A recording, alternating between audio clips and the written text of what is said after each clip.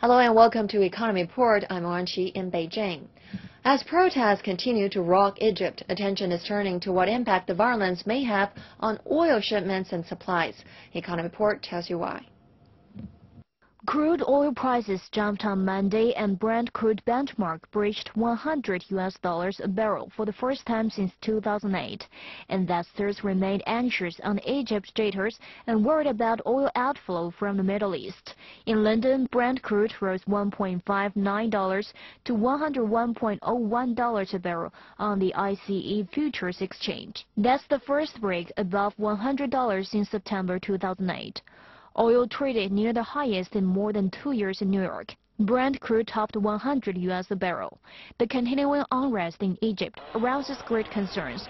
Although Egypt is not a major oil-producing country, but its Suez Canal is one important oil carrier in the Middle East, passing about 2 million barrels a day.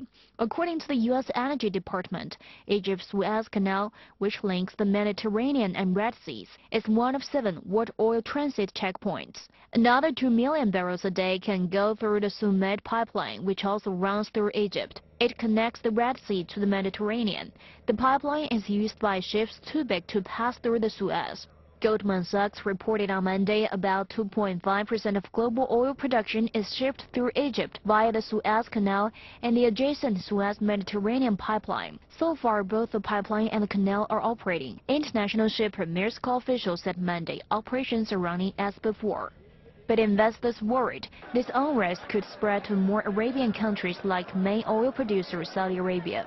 Shippers over the weekend and early Monday said traffic was still moving, but they have warned of possible delays.